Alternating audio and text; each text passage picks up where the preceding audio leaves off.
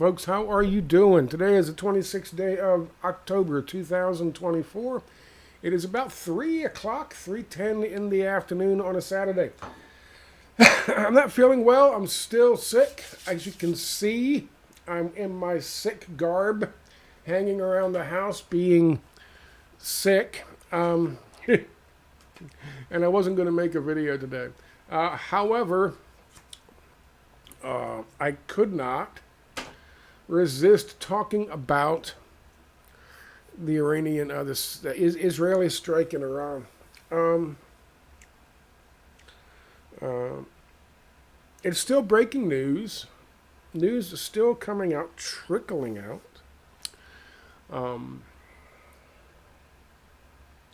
If you ask someone like, I don't know, Colonel Douglas McGregor on Redacted News, this is the end of the beginning of the end. This is the apocalypse. The great war for greater Israel. And he describes greater Israel as Israel taking parts of Syria and Iraq and, of course, Jordan and Lebanon and Palestine are all wiped off the map and absorbed by Israel. But he leaves certain players out of that equation. He does so for a reason. As you may know by this time, the Israeli assault or retaliation for the rocket strikes that I covered, was it a month ago? Less? From Iran, which was a retaliation for Israel assassinating somebody in a civilian setting outside of Baghdad or in Baghdad.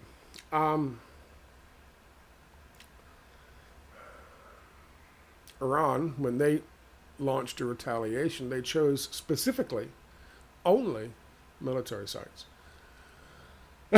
And they landed a few, but it was kind of just a kind of a,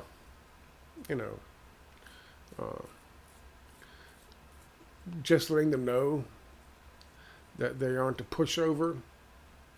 And so, of course, Israel had to retaliate. Now, a lot of people would say that their plan, and I've said this before, their plan, and it was to escalate and bring the U.S. in. They expected, or were expecting, after this strike, Iran to respond. And then in that instance, I thought, and still think it's a possibility, that the reason that we sent the THAAD missile systems over there with 100 U.S. servicemen and women was so that in that moment, Israel would use the opportunity to create a false flag event, kill U.S. servicemen and women, and then we could get on board with a new war against Iran, the United States against Iran, on behalf of glorious Israel. I still believe that's why they sent them there. Because the THAAD system doesn't do jack shit. Thermal high altitude, something, that's what that is. Colonel Douglas McGregor, he agrees with me, except he just says that they're not really that effective against numbers of targets, incoming targets. They're not effective, period. THAAD system is not effective, period. Nowhere near as effective as, say, the S-400 system is. Who's got the S-400 system by now anyway? Anybody in the Middle East? Yes, Saudi Arabia. Why am I telling you all this? Because as I was watching in case you're curious, here's the Colonel Douglas McGregor,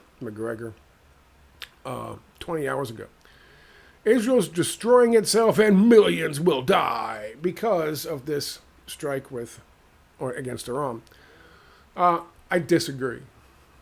And I disagree for a very specific reason. I'll tell you that in a second. Turns out that the Israelis, according to Axios,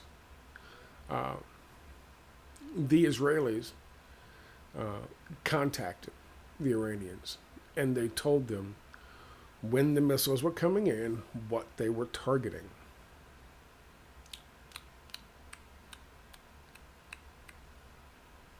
What, Scott? Mm-hmm. They told them when they were launching them, what they were targeting. That they would specifically not be targeting civilian sites, which is very odd for the most moral army in the world. And as a result, the Iranians were able to knock out, I've heard up to 98%, I've heard as low as 90%, but somewhere in between 90 and 98% of the Israeli rockets were intercepted mid-flight. Don't know about casualties, don't know about damage. I do know that Sky News is reporting that Iran has already said, if this is it, there will be no retaliation. What? But Colonel McGregor, he said millions will die. What's the difference here? Nobody ever wants to give certain countries credit for anything.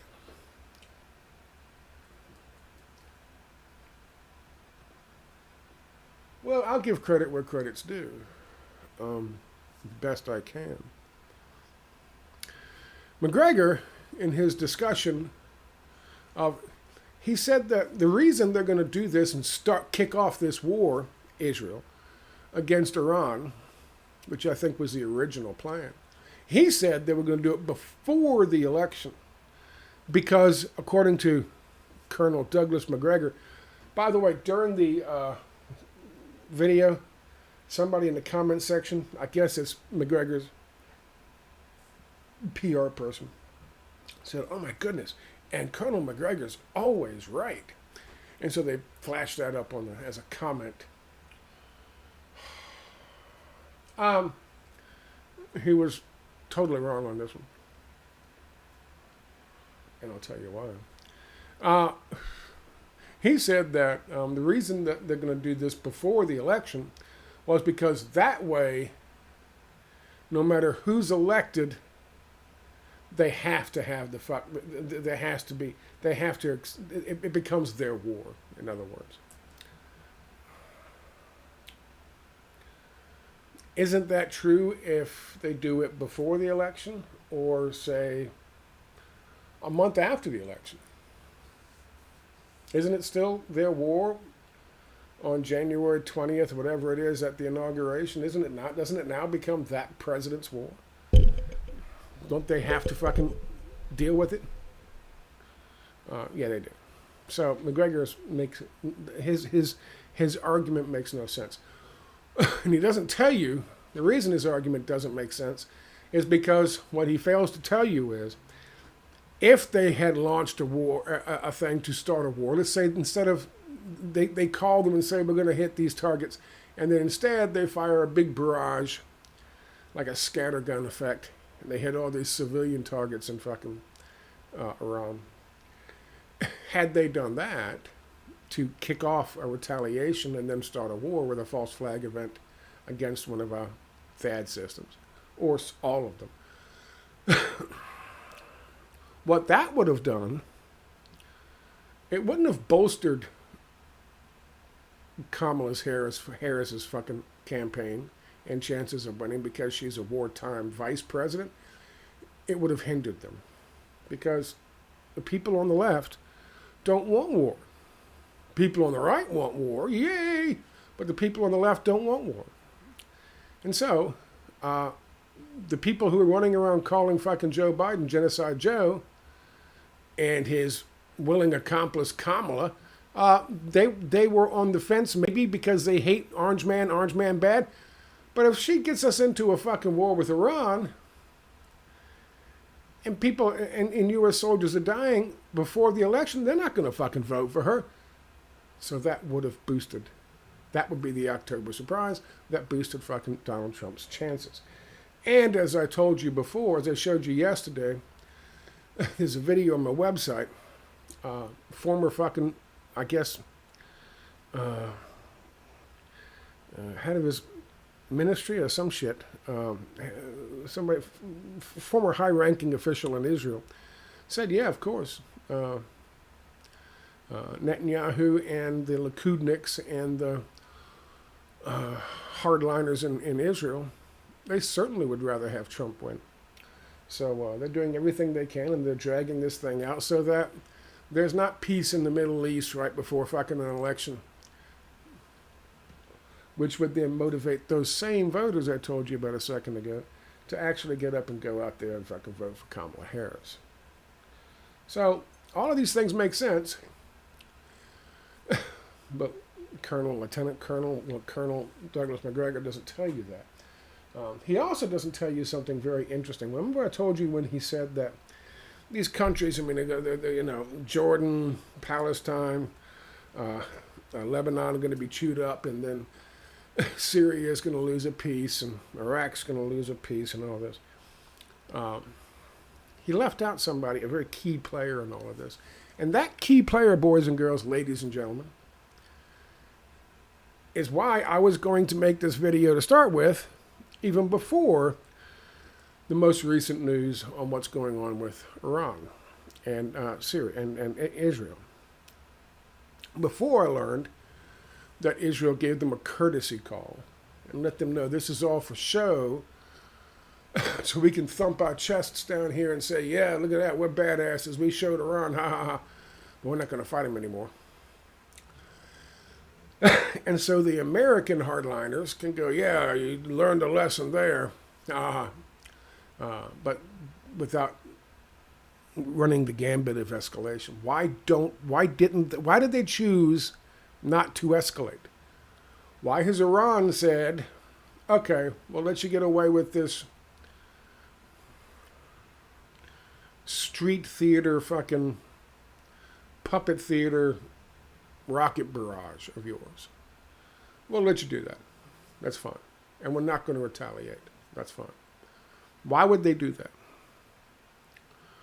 What could possibly have been so instrumental in this huge thing to literally put the kibosh on what looked like it was going to be the full-on escalation of World War III in the fucking Middle East?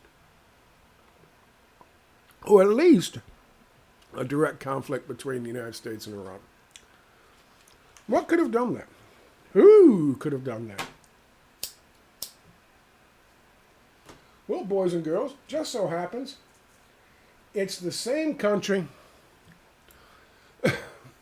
that Colonel Douglas McGregor failed to mention when he talked about the Greater Israel Plan. That's the Greater Israel Plan.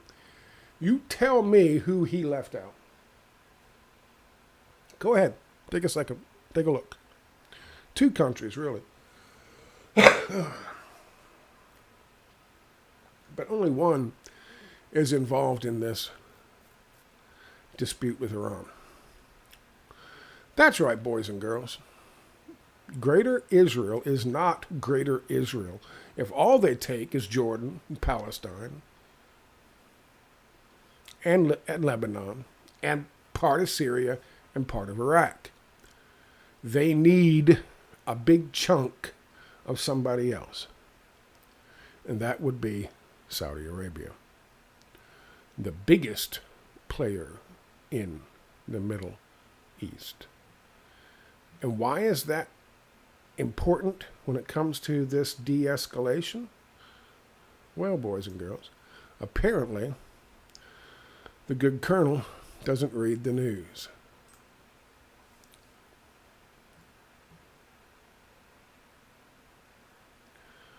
Saudi Arabia and Iran held joint naval drills in the Sea of Ottoman and the planned Red Sea exercises. That was just 2 days ago. Saudi Arabia is not in the business of handing over 30% of Saudi Arabia, especially when that 30% includes a good portion of oil-producing regions. That's not good business for Saudi Arabia, or Egypt for that matter, but that's not good business for any country. Syria, Turkey, Iraq. But Saudi Arabia, with a pretty impressive fucking military, certainly isn't in the business of handing over half of their country, almost a third of their country, to the glorious Greater Israel plan. So, and if you want to be drill down even deeper into this, why is Saudi Arabia and Iran even in communications these days? Because of China.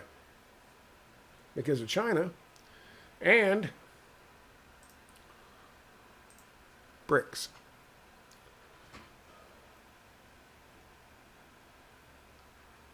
China and BRICS.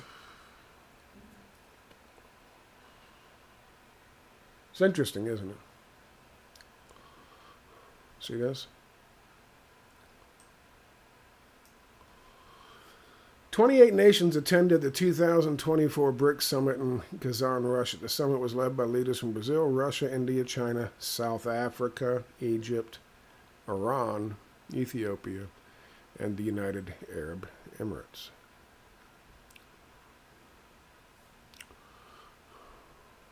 A lot of countries were there. A lot of countries were there, including Saudi Arabia. You with me? So basically, what we're talking about here is they put the kibosh on this. They said, okay, they're going to have to do something. So they told them what they were doing. They told them when they would launch. They told them what their targets were. They readied their fucking interceptors, and they intercepted between 90 and 98% of their rockets. Israel gets to thump their chest and tell their fucking warmongering fucking Messianic Zionist fucking leaders that they taught Iran a valuable lesson. And then they get to go on and lie more about Iran in fucking public places all day long, like they always do. But they wanted no part at this point of kicking off a war against Iran if that also meant you're kicking off a war not only against Iran, but also against Saudi Arabia, Iraq, Jordan, Egypt. Because at this point, everyone knows that's what you're fucking doing. At this point, everyone knows that's what you're fucking doing. You're trying to kick off a war in the Middle East where you can bust off, like the Six-Day War in fucking 1967, where you can bust off pieces of all these other countries and claim it for your own. Because it's all about making glorious Israel into the biggest fucking player in the Middle East. And right now, you're just jack squat.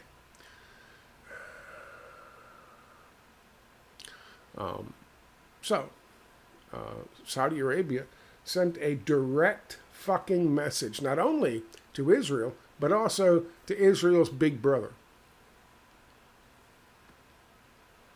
And we need Saudi Arabia. There's a lot of shit we can't do if we can't fly over Saudi's airspace. And that's to say nothing about fucking OPEC. Saudi Arabia put their foot down. Had China not 6 months ago intervened and got Xi Jinping, got the leaders of Iran and the leaders of Saudi Arabia to sit down in a room with him across a table and hash these things out. Had that not happened, we could very easily have been in this future.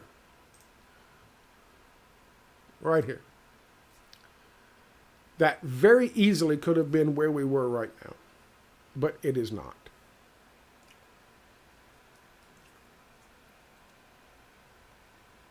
as I said, this is a report out of Axios that Israel contacted Iran and said, listen, and that statement's out there publicly, by the way. This is all we're going to do. This is our response to your response to our killing a guy who was trying to bring peace.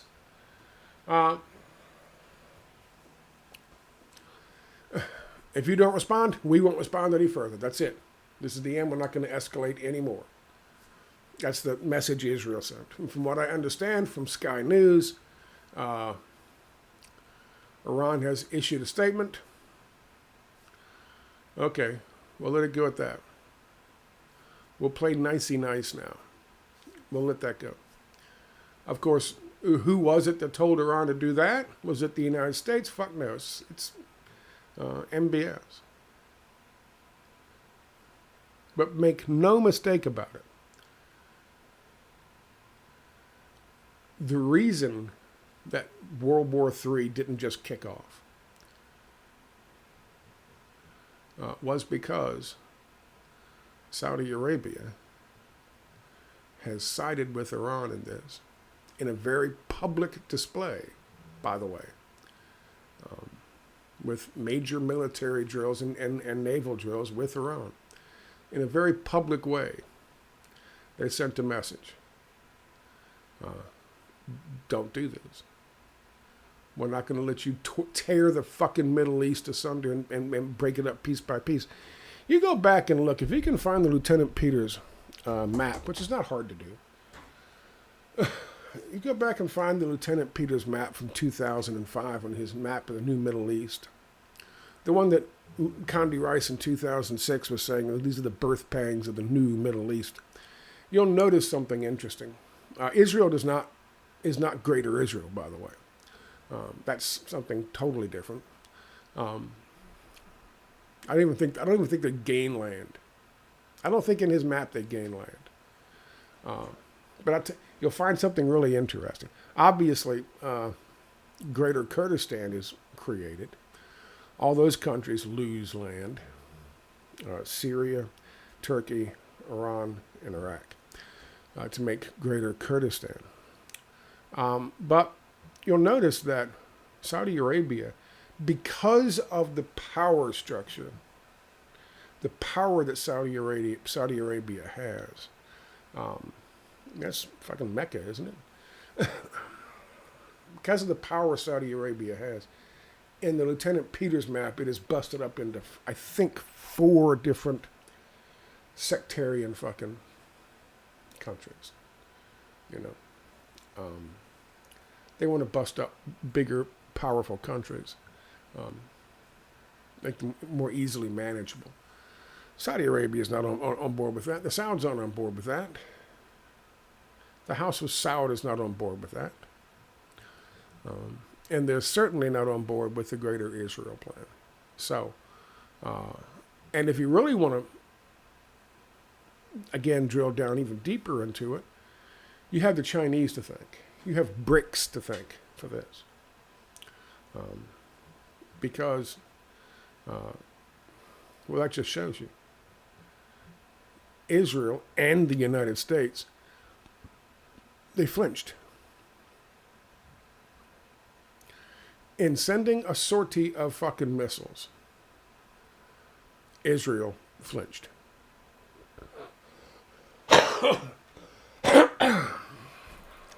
And so Iran said, okay, we'll let it go with that.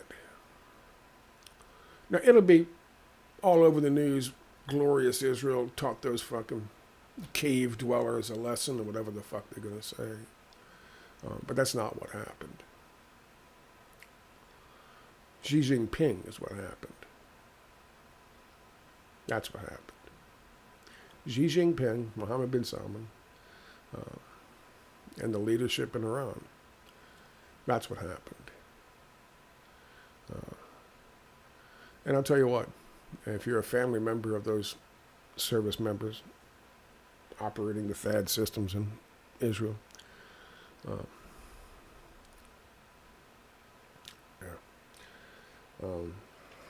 quick note, You know, I was going to talk about this in a totally different video yesterday, but I am sick. BRICS. There's so many people out there on the alt-left and the alt-right who are like, oh my God, BRICS. That's just another fucking, that's just a alt neoliberalism. It's not what it is. You can go to this link. I gave you a link to the Kazan Declaration here. It is a PDF. When you click on the PDF, Google will tell you it's a dangerous download. You can click fuck off Google and download it. It's fine. It didn't destroy my computer. My computer's still here. Thank you very much.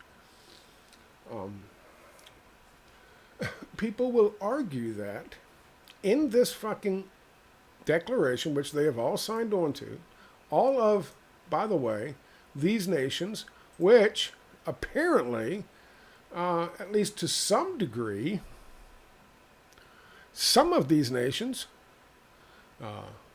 China, Iran, and of course, Saudi Arabia, may have just helped prevent World War III. To some, or at least postpone it. But all of these people, all of these nations, it's a large percentage of the fucking world's population here, boys and girls, they all signed on to something for a reason. And it's not alt neoliberalism.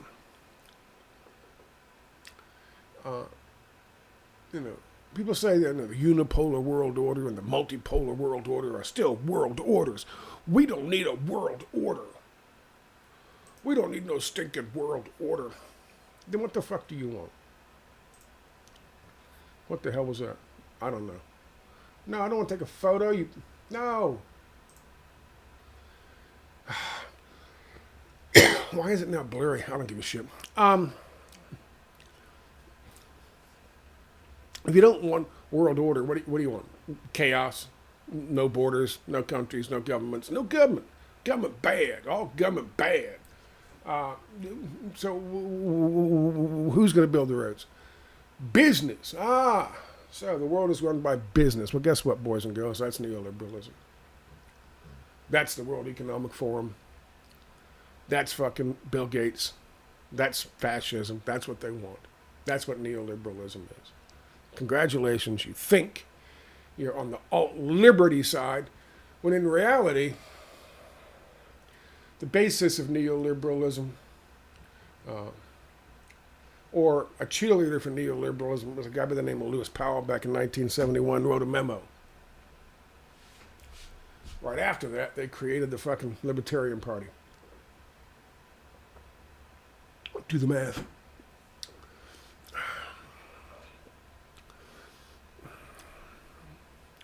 We don't want no multipolar world order. That's still world order. As opposed to what?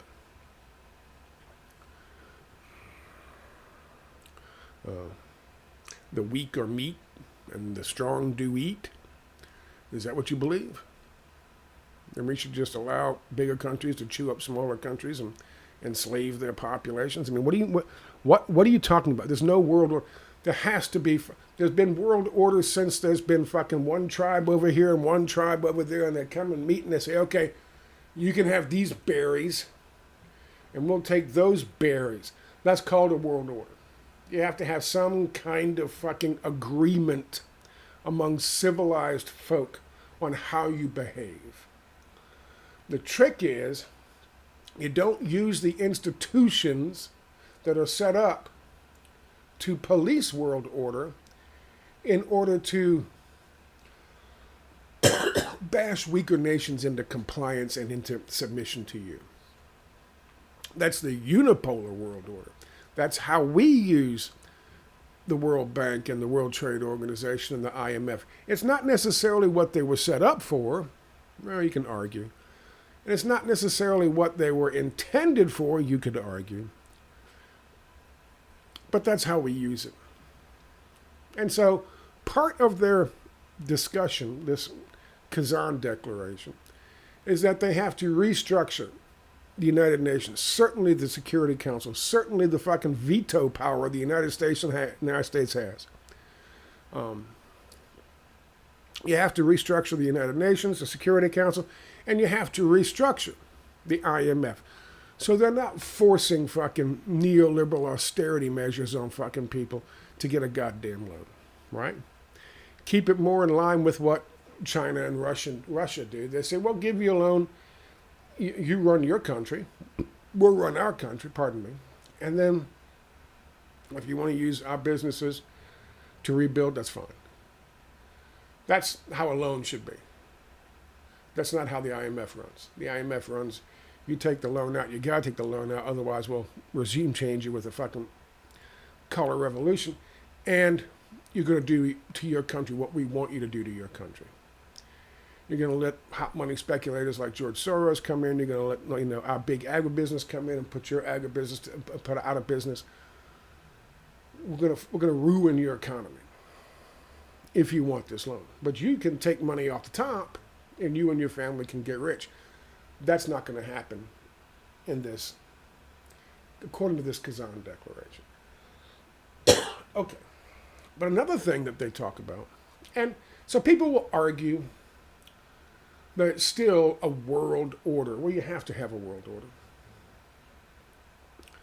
There are international laws, there are international norms, there are war crimes, there are crimes against humanity, laws against genocide, laws against ethnic cleansing, laws against sanctions, frivolous sanctions being levied against countries because we don't like how they run their country. I.e. Nicaragua and Cuba and Venezuela. So we're going to impose these fucking restrictive sanctions on you to make the economy scream. And we're going to use these global institutions to do that. What they are saying is, we're going to stop that. We're going to halt that. There's still good the IMF can do. There's still good the fucking World Bank can do. There's still good the World Trade Organization can do. But not and the UN, not in the capacity where they're being used as they're being used now. So there will be people who argue in that PDF, well, look, they're going to keep this, this, and this, and this. Yes. You're not going to throw the baby out with the bathwater. But you're going to fix it so that it can't be used to impose neoliberal economic ideology on other fucking countries. Now, that's the first big thing. The second big takeaway is this. Section 30 and 31 of the PDF. And so you don't have to go down there and fucking download it yourself. I copied Section 30 and 31 for you. We denounce the Israeli attacks against humanitarian operations, facilities, and personnel and distribution points. The Israeli military offensive, which led to mass killings and injury of civilians, forced displacement, and widespread destruction of civilian infrastructure. There's no question whose side they are on, obviously. There's no question what they think about what's going on in fucking Gaza and, of course, Lebanon. They're calling immediately for Israel's withdrawal from the Gaza Strip. Get the fuck out of it, the Gaza Strip. They should call for the Gaza Strip and the West Bank. Get out of Palestine in general. We reaffirm our support for the state of Palestine's full membership. What does that tell you? The future state of Palestine's full membership? No. The state of Palestine's full membership. That tells you all of those countries agree. Palestine is already a state.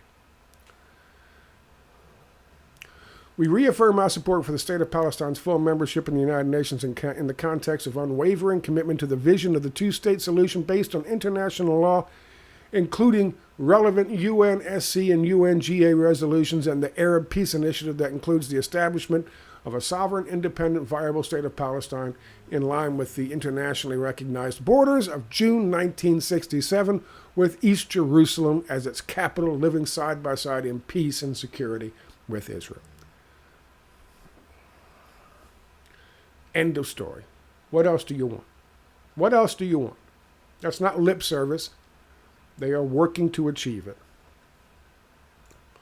They're talking about attacks by Israel in residential areas in Lebanon, and they stress the need to preserve the sovereignty and territorial integrity of the state of Lebanon, which means you cannot absorb it for your greater Israel project. And they end with, we strongly condemn attacks on UN personnel, threats to their safety, and call upon Israel to immediately cease such activity.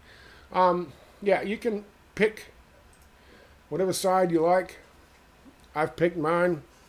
I think that after years of looking at their statements and what they stand for and between the multipolar and the unipolar world, I always believed, before I knew, when I was a kid, before I knew the extent of our influence across the world, I always believed in we all believe there's a multipolar world out there.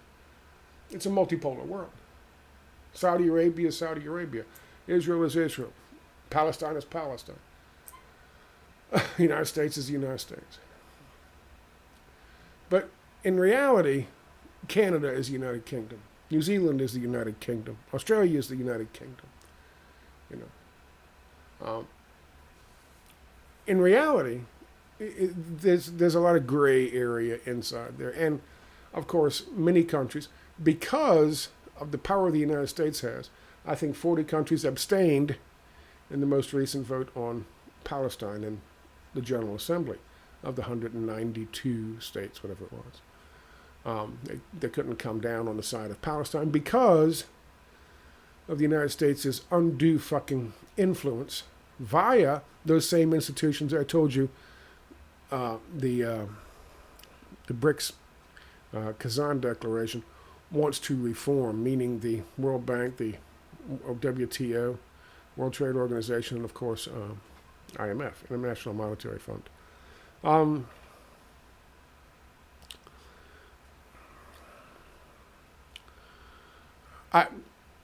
There's no question in my mind that a multipolar world is much better than this unipolar one they're trying to create, led by business leaders behind closed doors someplace. The multipolar world, as envisioned by China and Russia and many others, respects the sovereignty of every nation. And we just don't. We don't because our governments run, I don't care who you vote for. Kamala Harris is run by the same people and owned by the same people. Donald Trump is owned by the same people and run by the same people. These financiers, these fucking masters of the universe, our universe, not the only universe, but our universe. They don't respect the sovereignty of nations because the sovereignty of nations gets in their way. And we see them time and time and time again through all these fucking trade organization fucking pacts and trade and like the TTP and all these things. They're always trying to break down the barriers because the barriers slow down their fucking profits. China's not run by those oligarchs. Russia's not run by their oligarchs. It was for a time under Boris Yeltsin when we stuck him in power. It wasn't under Gorbachev, but it was under Yeltsin. But they're not run by oligarchs now. We'll see. Anyway, so far, as of 4, now it's almost 4 on Saturday, that's where we are. Iran will not retaliate, from what I understand. Israel did contact them and told them what was going on, and this is pretty much just a show. Remember when Iran first lobbed the first sortie over and they told them exactly where it was going to be and when it was going to be, and the United States was there with French fucking fighter pilots and planes and drones, and they did some target practice on some fucking missiles, those incoming missiles, and they shot almost all of them down. It was a show, which is what happened today, luckily. And I think it was a show because Saudi Arabia staged naval drills and military drills with Iran. They said, okay, you want to start this thing off, we're just going to give you an idea of what you're in for. You know, it's not going to be just Iran. Because we know what the end game is. And homie, don't play that. All right. Thank you for your time. Have a good Saturday.